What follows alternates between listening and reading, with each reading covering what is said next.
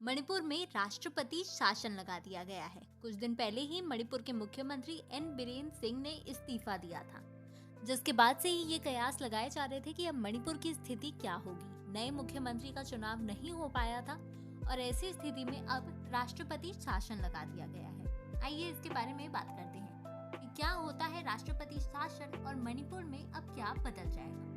राष्ट्रपति शासन को लेकर संविधान के अनुच्छेद 352 में विस्तार से जानकारी दी गई है। यदि राष्ट्रपति इस बात से संतुष्ट नहीं है कि कोई राज्य सरकार संविधान के तहत काम नहीं कर रही है, तब राष्ट्रपति शासन लगाने के आदेश राष्ट्रपति जारी करते हैं। राष्ट्रपति शासन लगने के बाद 2 महीने के भीतर संसद के दोनों सदनों को इसका अनुमोदन करना जरूरी होता है। इसके बाद राज्यपाल केंद्र के निर्देशों के आधार पर शासन करते हैं। राष्ट्रपति शासन लागू होने के बाद राज्य का नियंत्रण चुनी सरकार के बजाय राष्ट्रपति के पास आ जाता है।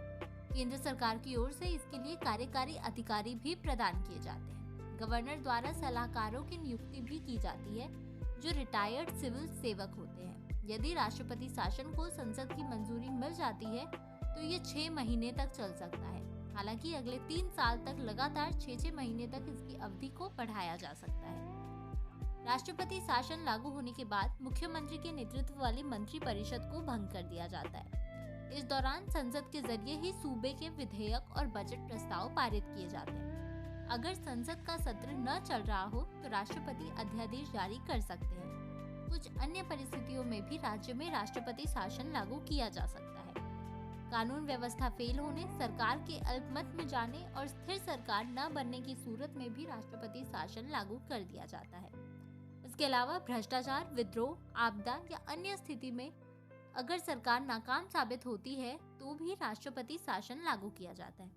अब इसकी अगर मणिपुर के संदर्भ में बात करें कि मणिपुर में राष्ट्रपति शासन लगने के बाद क्या प्रभाव पड़ेगा, तो राष्ट्रपति शासन लगने के बाद सारा अधिकार या जितने भी काम है सब राष्ट्रपति के अंदर आ जाएंगे। इसके बाद केंद्र सरकार द्वारा वहां बल तैनात होगी और जिससे वहां की स्थिति को ठीक करने में मदद मिलेगी।